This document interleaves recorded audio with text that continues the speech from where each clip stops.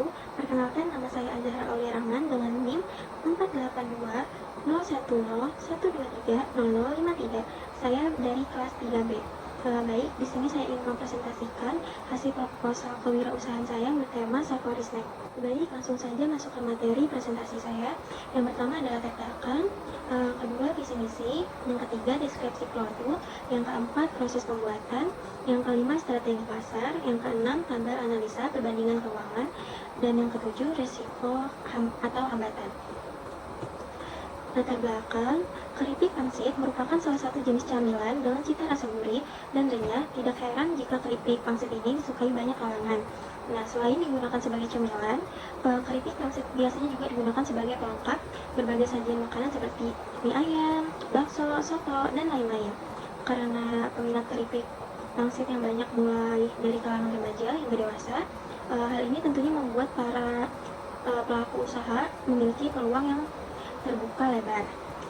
Cara pengolahan keripik pangsit ini pun juga dibilang cukup mudah, karena sudah tersedia keripik pangsit di pasaran dan tinggal menggorengnya saja. Hal ini jualnya pun juga cukup murah sehingga diharapkan mampu menarik peminat konsumen di berbagai kalangan. Baik, visi dan misinya isinya ingin menjadi pelopor usaha muda dan camilan di masyarakat. Misinya mengenalkan jajanan camilan pada masyarakat sekitar, membuat inovasi dengan produk lokal yang berbahan kulit pangsit.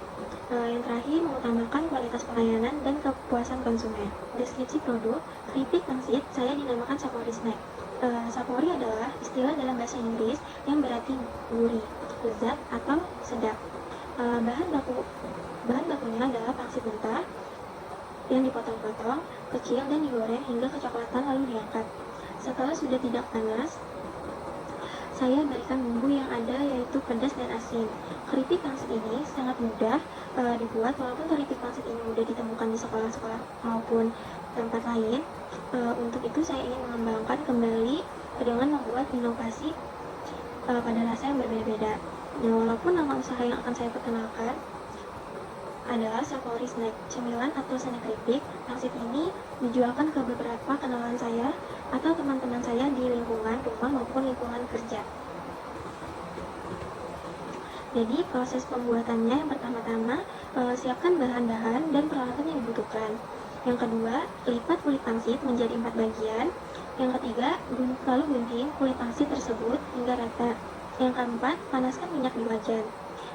Yang kelima, jika minyak sudah panas, masukkan kulit pangsit yang sudah digunting tadi ke wajan panas. Yang keenam, aduk terus hingga coklat keemasan. Yang ketujuh, lalu angkat keripik pangsit dan tiriskan minyak. Yang kedelapan, jika sudah tidak panas, silakan sisihkan keripik pangsit sedikit demi sedikit. Yang kesembilan, taburkan atau aduk dengan bumbu yang sudah tersedia. 10, masukkan keripik pangsit yang sudah dibumbui dalam plastik snack atau standing pouch. Strategi pasar ada 3.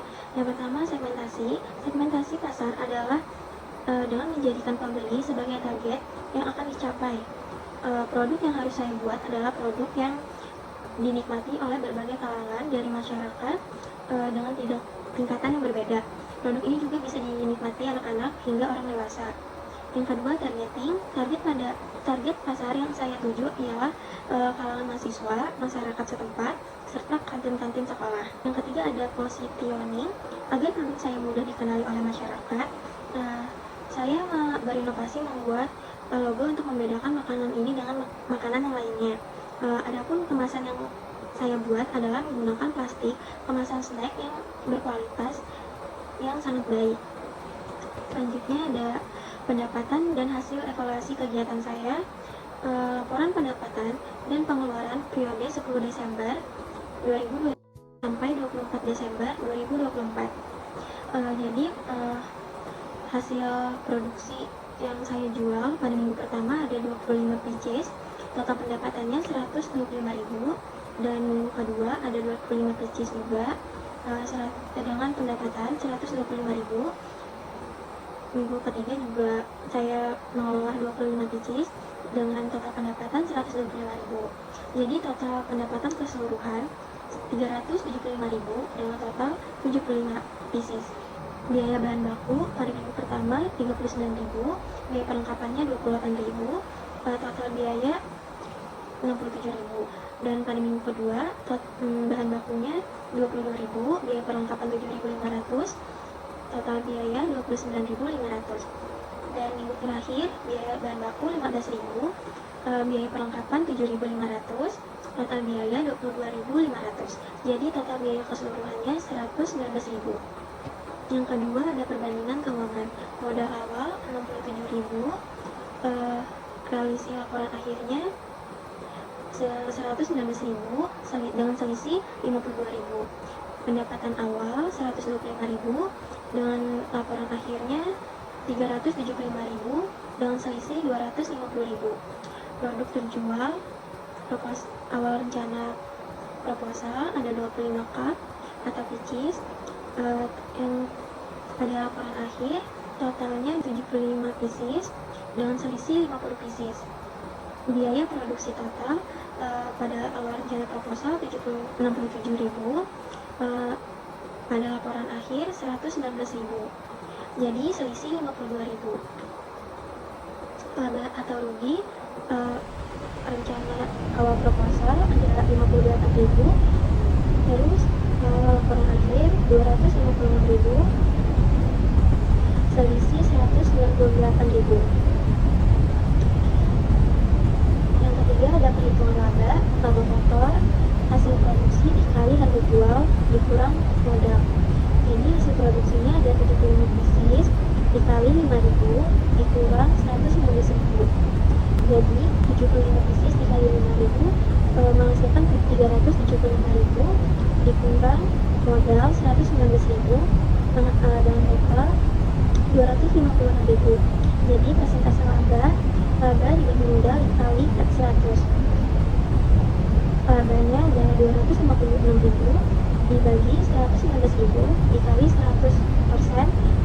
Berdasarkan hasil data realisasi, usaha ini menghasilkan laba sebesar 256.000 dengan hasil presentasi keuntungan 21,5%. Jadi selanjutnya ada risiko atau hambatan. Selain memiliki peluang usaha, saya juga memiliki resiko yang dihadapi dan dicari solusinya. Beberapa resiko yang mungkin saya hadapi diantaranya adalah pertama ada seiring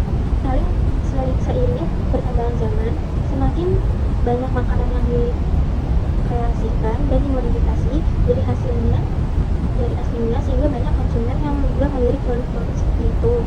Kedua ada daya tahan produk aloe vera bersifat yang lama. Produk ini juga bertahan hingga 1 minggu apabila tetap berada di dalam kemasan dan tertutup secara benar. Namun tidak dapat bertahan lama apabila terbuka di suhu ruang. Dari itu produk ini dapat dikonsumsi dari suhu ruang. Produk yang kami hasilkan tidak menggunakan bahan pengawet, maka dari itu produk ini dapat dikonsumsi oleh berbagai kalangan. Baik, selesai sudah presentasi dari saya. Jika ada kesalahan, saya mohon